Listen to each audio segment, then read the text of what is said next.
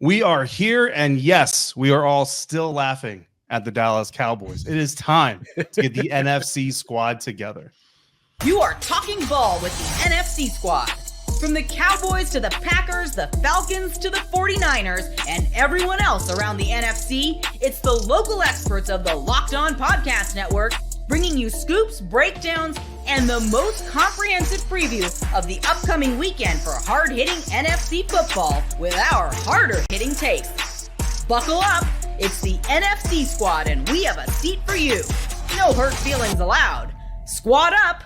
You're part of the NFC squad. And welcome into this week's edition of your NFC squad. Second time we've gotten back to do this. I don't know how many times I'm going to count it, but right now I'm going to count it up to at least number 2. So sit back, grab your favorite beverage or snack, and join us as we have some good old-fashioned trash talk. We get you ready for another wild week across the NFC. It's already been a wild week across the NFC, and we're just getting this thing started. Today's NFC squad episode is brought to you by Prize Picks. And you can go to prizepicks.com/lockedonnfl. Use the code all lowercase LOCKEDONNFL to get $50 instantly when you play $5. We are going to go around the room here. We got Locked On Eagles host Louis DiBiase and Gino Camilleri coming through representing the program. James Yarko from Locked On Bucks, Ross Jackson from Locked On Saints, Aaron Freeman from Locked On Falcons. So almost the entire NFC South. And we've got Landon McCool bravely coming in here.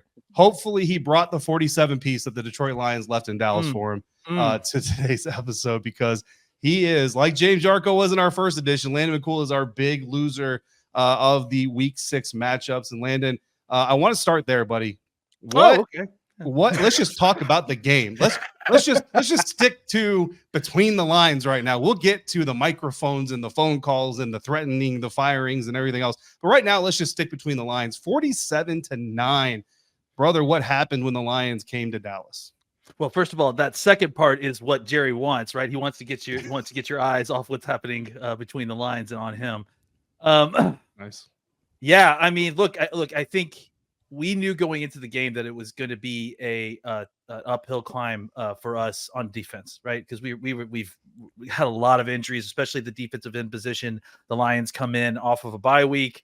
With one of the best offensive line, if not the best offensive line in football, and healthy too, finally, obviously coming off the bye week. So we knew that was going to be difficult.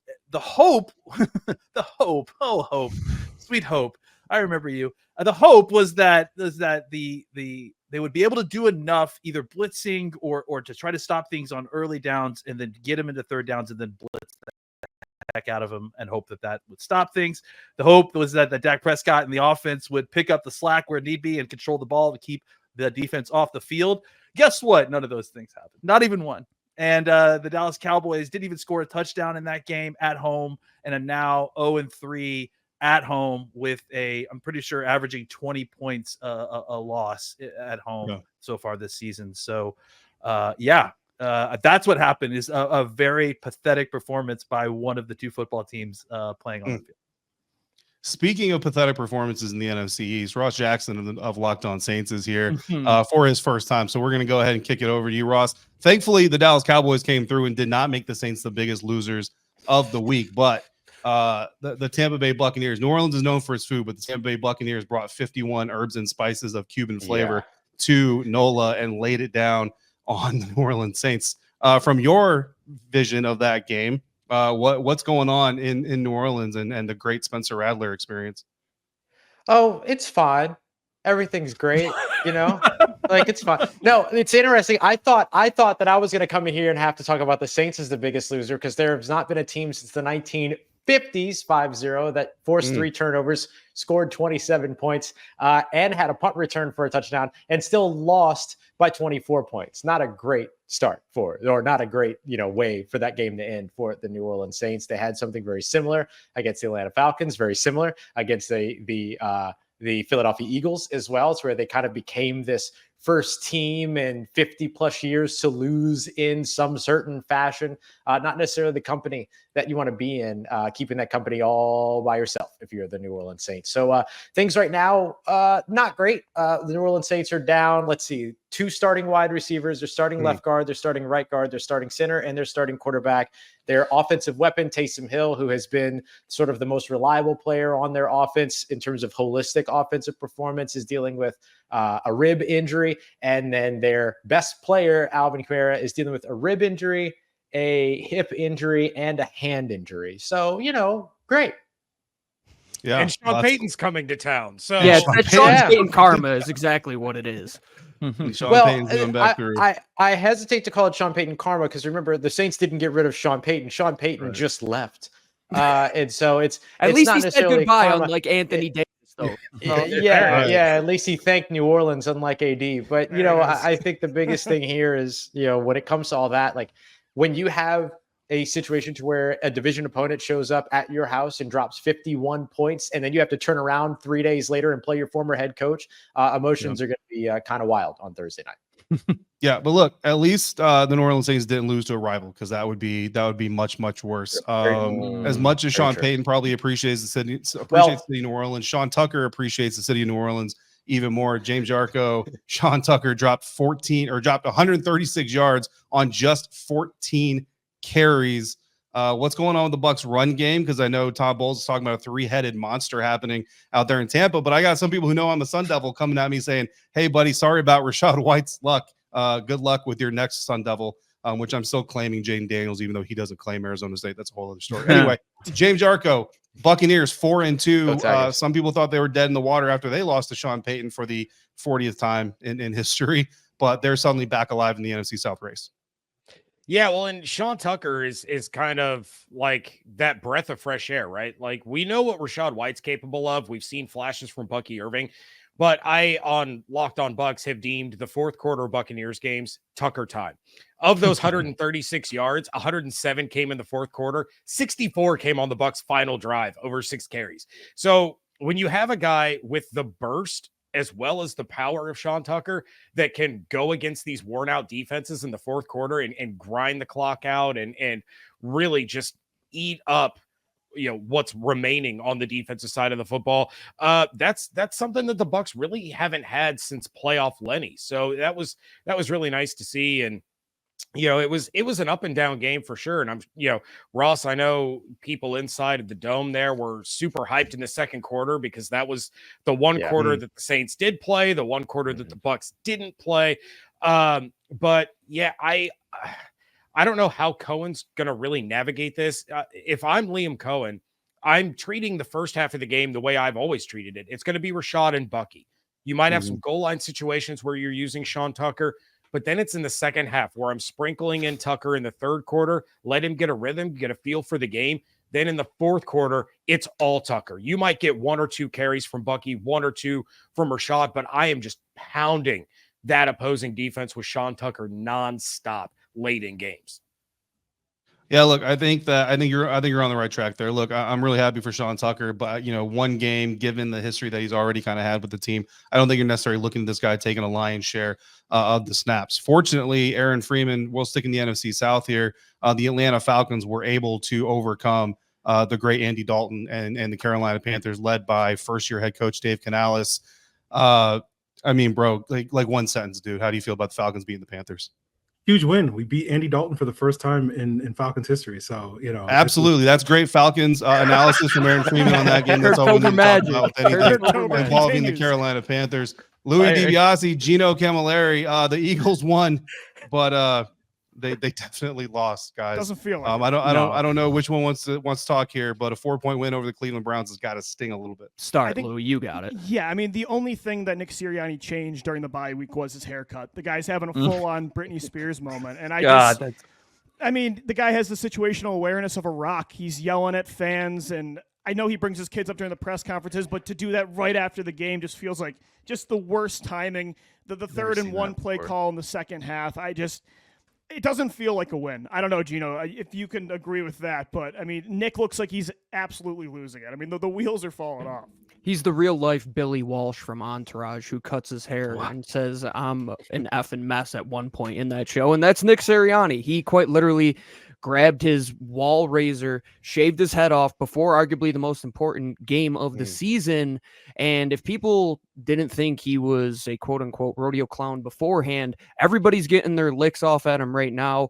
But the craziest part about it is this isn't even the most off the block story in the NFC East right now. Let's go back to Jerry Jones. Can we go back to Vince McMahon of the NFL really quick? Right, Can we get there?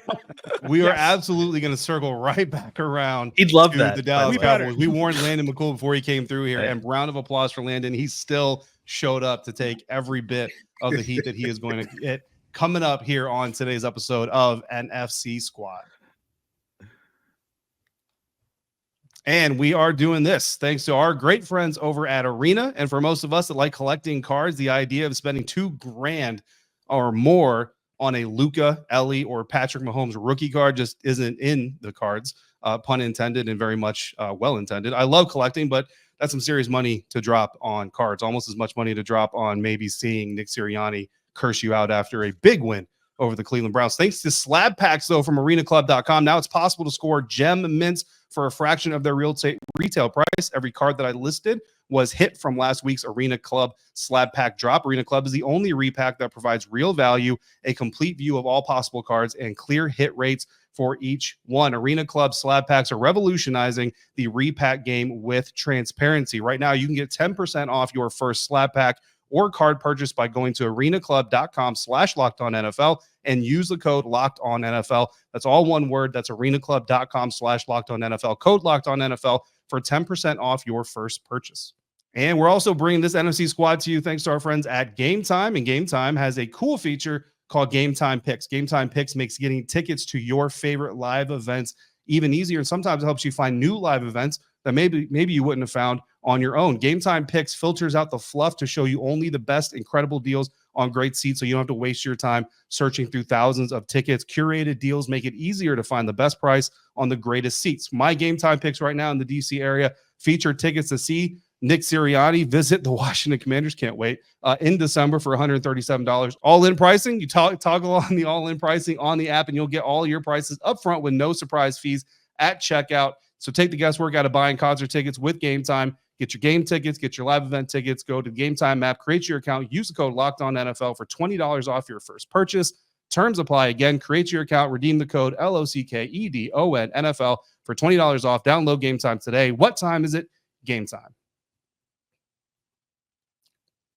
And welcome back into this week's version of NFL Squad. It is Landon McCool takes all the heat day here in our NFC episode. And Landon, if losing to the Detroit Lions, not because it's the Detroit Lions, but because of the way, of course, that loss happened. Of course, we all are sending our well wishes out to Aiden Hutchinson of the Detroit Lions, hoping that he gets to fully back to his NFL career when the time comes. But Landon, Jerry Jones, never one to not be entertaining. Just showing up to the NFL scouting combine is like just seeing how Jerry shows up to the scouting combine every year is just one of my favorite things. So he definitely draws a crowd, definitely draws a lot of attention. And now he's definitely calling, not directly, but hinting at calling for the jobs of radio hosts. For those who have not caught up with all the things going on in Jerry's world, let everybody know what the latest, greatest comings and goings are during the Dallas Cowboys bye week. Sure. Yeah. So every week, Jerry has a call-in segment at 105.3 The Fan, which is the local flagship station for the Dallas Cowboys. Jerry doesn't own the station, but I'll just say that they probably wouldn't have a broadcast license if they weren't the official broadcast. Boo! Boo! 2 weeks in a row. Aaron Rodgers light is what he is. Everybody, please welcome Peter Bukowski, host of Locked On Packers. Listen, Mike Williams ran the wrong route, and somehow Peter's going to blame David and get him fired, just like Aaron Rodgers. Jerry's on the line. Can we trade for? Get out of here. Can we trade for Tony Wiggins on this show? What's the deal? Can we do that? No. As I was saying before rudely interrupted, Jerry, I don't even want to finish my sentence. Jerry has a weekly segment on 105.3, and he called in and he definitely got some pushback. I mean, for valid, very good reasons. And listen, Jerry has been doing this on this station and a previous station for 20 years. Like I've heard this call, like, almost weekly during the season for as long as I can remember. And this was without a doubt. I mean, think about all the things the Cowboys have seen in the last 20 years. Think about all the things. And this is the first time I've ever seen Jerry like this before. He basically took umbrage, as he would say, with the tone that the question asker was taking and pushed back. And there were things you could have done in this offseason that, why didn't you kind of make any changes in the offseason to kind of address these issues? And Jerry basically kind of wham, like, I have the Super Bowl, and 30 years ago, and that's enough that you guys shouldn't be questioning me. And if you should be questioning me, you should be going with me to this owners meeting flight that I'm on. And basically he, I mean, you can ask a couple of different people and they probably will all tell you different things. He either threatened the job of the question asker or threatened to replace who was asking him the questions on the station. And I brought up the other point earlier to say that, yes, Jerry Jones does not own this station, but if Jerry Jones wanted to get these guys, and I know these guys, if he wanted to get these guys, off the air or off from questioning him or potentially fired, I don't think that would be difficult for him. So it seemed like a pretty realistic threat to me. It was pathetic. It was embarrassing as a Cowboys fan to watch. But at the same time, after I heard it, after I kind of dealt with how I felt about it, I realized that I had fallen for the banana in the tailpipe again with Jerry Jones. And this was all designed by him. This is what he does, is that when his team isn't doing what everyone thinks they should be doing, he distracts everybody in the national and the local media by getting on and talking about a glory hole or talking about, any number of things that I've had to go on my podcast. Is it a sushi glory hole? 12 can talk about burrito bets. Landon McCool can talk about Jerry Jones glory holes. Peter Bukowski, Locked On Packers. A thing or two about covering a guy who at least thinks he has the ability, if not has the proven ability. I didn't know where you were get going. people I fired. wasn't sure where that was going, David. What? I was worried about that one. I don't know about burritos. What do you think, Peter Bukowski, I've never been to a of the glory latest hole. Jerry What? Jones saga here? I will tell you that I have once used the drop of Jerry Jones saying, I remember the glory hole days, bring me back my glory hole on Locked On Packers. I've used that drop before. It is one of the best quotes from an owner ever in the history of the world. Landon is absolutely right about this is just who Jerry Jones is and has always been. But like, does anyone expect anything different? Like this is just how this works. And so if we're trying to tie this to anything meaningful with the Cowboys, how can you possibly do that? He's just going to go out and bark in front of the carnival because that's what he does. Like he's Hugh Jackman from The Greatest Showman. Like he is managing the freaks, even though they're not. He kind of views them that way, maybe. And let's be clear, we're all in his circus. It's not just the Cowboys. True. Guess We're what, part of it. guys? Right. The I never NFL, bought a it's ticket. his Nope, circus. don't count me in that. Not at all. That Well, was Gino, short. you got a ticket to a different clown show, buddy. His name is Nick Sirianni, and I don't literally claim this guy. Damian I've Woody seen- of ESPN saying, and I'm paraphrasing here, but this dude is a straight. Actually, I'm not paraphrasing. I'm quoting. This dude is a straight clown, bro. Which end quote. Yeah. That comes from my vernacular, 100%. And it was already brought up here. But James Palmer also tweeting of the shaved head, which my shaved head is actually a sign of consistency. Aaron Freeman and Ross Jackson shaved heads are signs of necessity. Nick Sirianni's shaved head is a sign of lunacy.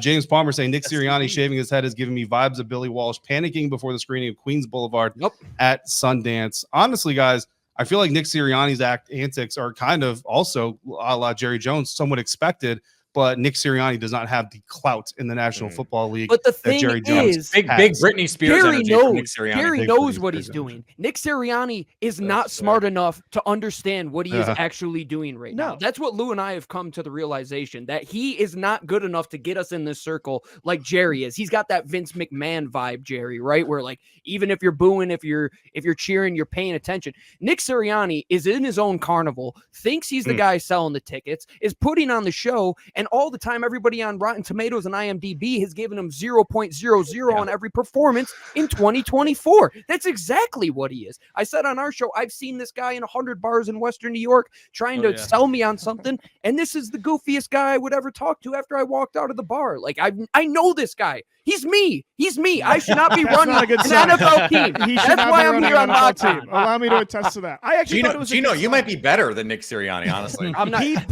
I would trust him on Lucan. 3rd and 1 more than Nick Sirianni. And I thought it was a good sign that the team wanted him to be more energetic this week. That, to me, is not what I want in a head coach, but it seems like they're still fighting for this guy, and they want him to be who he is. But it's kind of like when you have a little kid and you want to, like, go, like, tell him to do something funny, like, hey, go give this to your sister, or go do this. And instead of doing that, they break it, or they hit the sibling or something. Like, no, that's not what I meant.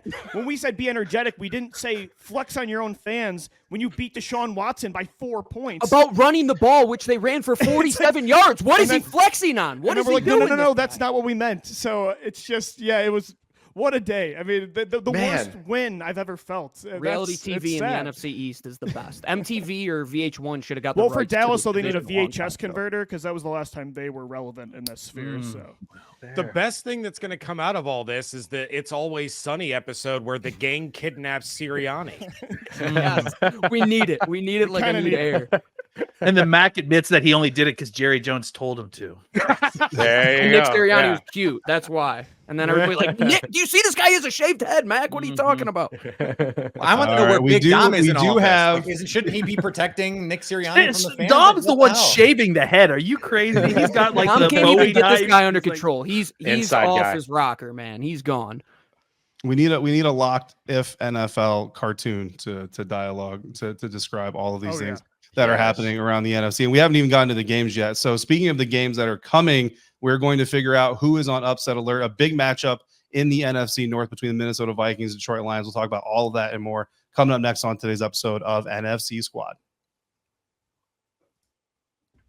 And we're doing that thanks to our buddies, our good friends over at FanDuel, part of our squad. NFL fans, you can make them part of your squad this season. Get big returns from FanDuel, America's #1 sportsbook. And when you get a hunch in the middle of a game, when you're watching the New Orleans Saints drop 27 points on the Buccaneers in the second quarter, but you're like, you know what? This isn't the same old Saints and Bucks. The Bucks are going to pull this thing out. You can go to FanDuel. You can check out the latest stats, the play-by-play, all the information you need. And then if you want to make an in-game bet, you can make that with confidence thanks to America's #1 sportsbook, FanDuel, because they're giving you all that information. And this week, the big division matchup to watch across the NFC, the Detroit Lions facing the Minnesota Vikings. They're going to have to do it without Aiden Hutchinson, but the Minnesota Vikings are still only favored to win by 2.5 points. Can the Detroit Lions overcome that spread and get a big NFC North win? If you think they can, or if you think they can't, go ahead, make your bet. And if it's your first $5 bet, you're going to get $200 in bonus bets guaranteed, no matter what happens with that wager. So again, take advantage of that great opportunity with FanDuel. Go to FanDuel.com and download America's #1 sportsbook.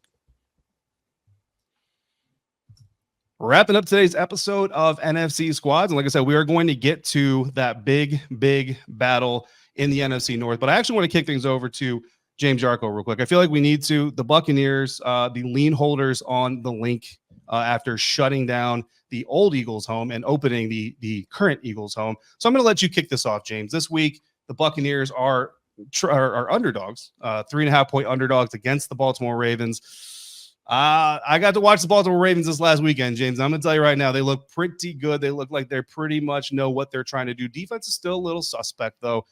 Do you think the Buccaneers can get that overcome that spread and get a win at home this week on Monday night? I think they're fully capable. I think they showed that, they're capable of going toe-to-toe with anyone in the NFL, at least offensively. The question is, what defense is going to show up? Usually when the Bucs would face Derrick Henry, it was like, oh, well, who cares?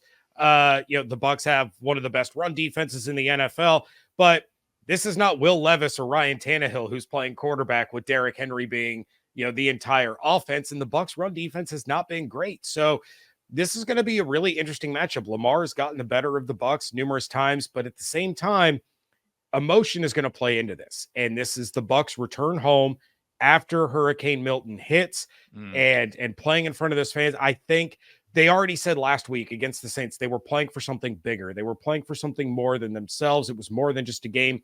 Now you get to go in front of those fans. And I think it's really going to help elevate their game. I don't know if it'll be enough to get a win, but I don't think anyone should be surprised if the Bucs end up winning on Monday night. Can I? Yeah. I hate go for it. to like derail this, but it just made me think. And I know the stakes are not the same. I know the impact is not the same, but it made me think of that first game at the Superdome after Hurricane Katrina, and I'll never ever forget Mike Tirico on the call, that game, and how it so clearly impacted those guys. I know it's not the same, and I don't want to draw a false equivalency, but we are talking about serious impact to a lot of people, and we know these kinds of things impact the game. Like, Ross, what do you remember about that game? Like, I assume everything. Yeah, I was gonna say every dang detail of it. I used to actually have a poster that had like the line draw, like the dot play or the dot sketch of the rebirth play, which was that block punt, the recovery in the end zone, all those other things. The thing that I remember so much about that too, Peter, was actually Mike Tirico's call. It's funny that you should mention that, because he didn't say touchdown, New Orleans Saints. He said touchdown, New Orleans. And then he literally put his hands out in the booth and told everybody to stay quiet.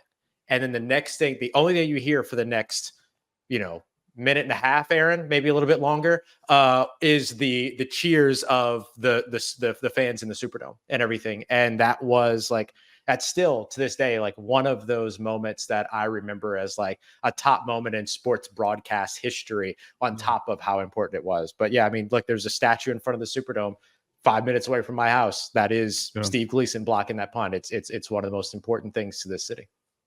Yeah, like you guys said, I mean, it's one of those moments that transcends the game, right? It's part of the game. It's forever woven into the fabric of the game, but it certainly transcends the game indeed. So great moments there. And this is going to be the Buccaneers' first home game, returning, and we'll see what all that brings with it. Unfortunately, Lamar Jackson definitely looking to ruin that homecoming.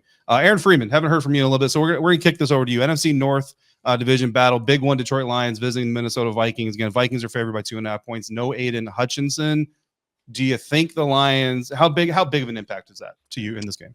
I think it's huge. Aiden Hutchinson is basically the Lions pass rush, and without him, I don't know if that defense is nearly as good. They've made upgrades in the secondary and whatnot, but without having a pass rush going up against a Vikings offense that is, firing on most cylinders, you just got to kind of squint on some of the Sam Darnold stuff, But for the most part, like they're firing on most of their cylinders. I think it's going to be a challenge for them, and Brian Flores is cooking up some things in the lab to try to throw a wrench into that Lions offense. So this is going to be an interesting matchup, but I think this is going to be a big test for the Lions, because I think the assumption that a lot of people have is now it's going to just kind of ride on their offense, because I don't know their defense is going to be nearly as good as it is capable of being without Aiden Hutchinson. And is this offense, and the offense is cooking. Ben Johnson is doing things. He's throwing out, a Statue of Liberty plays and all the type of things, hook and ladder, all this type of stuff to get that offense rolling and whatnot. That was just for us. But it was a birthday gift for Jerry. Yeah. I have an interesting thing on this matchup, this Vikings and Lions matchup. According to the Next Gen Stats, teams that are undefeated 5-0 or better, playing at home, coming off of a bye week, so it's exactly where Minnesota is right now, are 9-0 all time in those situations. This would be the first time that a team in Minnesota's situation lost, if they did lose, coming off of a bye week, and the average margin of victory is about 19.8 points. So not only have they been wins, but they've been big wins in this situation. So we think Sam Darnold is going to blow the doors off of Jared Goff in that offense. History repeats itself. I mean, fortunately for Sam Darnold, he's not facing Jared Goff in the Lions offense, right? He's got to face the Lions defense. And again, without Aiden Hutchinson and that's somewhat suspect names behind them anyway. Peter Bukowski. Who's the trade guy? Who's the trade guy for Detroit? Who's the like? Because it's not. We put Max Crosby to bed. They're not trading him. Like, who's the guy that they need to go get? Hassan Reddick. That's a great question. Hassan. Give the Eagles a 2. Which, by the way, that's a ridiculous kind of player, sort of.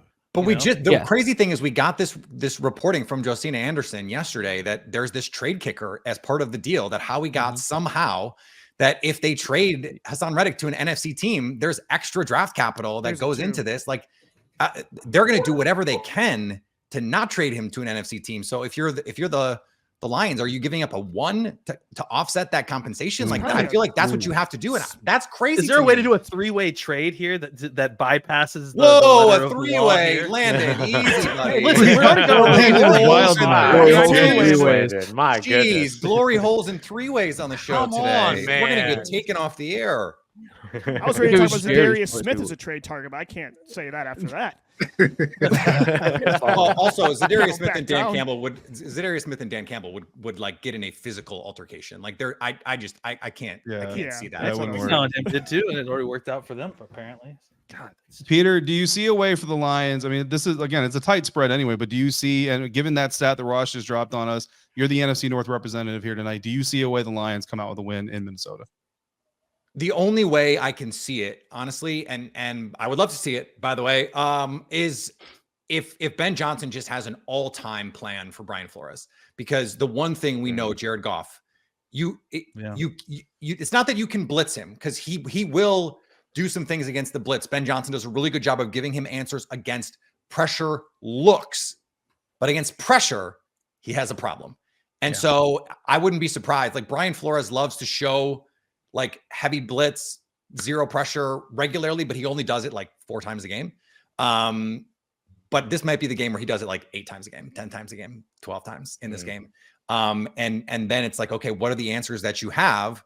And generally speaking, the guys that handle zero pressure well are the guys that can move, because you have to be able to get off your spot and create something a little bit off platform. And Jared Goff just can't do that. So I don't know. We'll see. I'm not optimistic for the Lions, honestly. And that defense, they're going to have to blitz the daylights out of Sam Darnold. The only other path I can see is like, if this is one of those games where Aaron Glenn is like, this is my head coach resume reel. And here's every designer blitz I can think of. Sam Darnold throws 2 interceptions, and one of them you return for a touchdown and you win some like 17-14 kind of game. I think that's crazy. Like Sam Darnold looked like he was turning back into a pumpkin last week. What was the Aaron didn't? Oh no, there was the Kirktober. There's a Sam Darnold thing in October too. He's terrible in October, but great in September. It's one of those weird things. So Very interesting. We'll see what happens. Again, big opportunity for the Detroit Lions to draw even in record, but also take the lead in the NFC North. The Minnesota Vikings obviously looking to go to 6-0. The Washington Commanders, Minnesota Vikings, Atlanta Falcons, San Francisco 49ers, all leading NFC divisions as we enter this weekend. All 4 of those teams are in action. So these divisions could look a little bit different depending on how that schedule goes. Lord, help me at Locked On Commanders if the Carolina Panthers come into Northwest Stadium and beat Jane Daniels and the Commanders. Hopefully we'll have to talk about that, but we hope to talk to all of you again this time next week. Thank you for joining the NFC Squad. We will be here each week, each of us here every day to bring you the latest on all your favorite NFL teams. So make sure you're following all of these shows on the Locked On Podcast Network and subscribe so you don't miss a moment of the amazing coverage, all part of the Locked On Podcast Network, your team every day.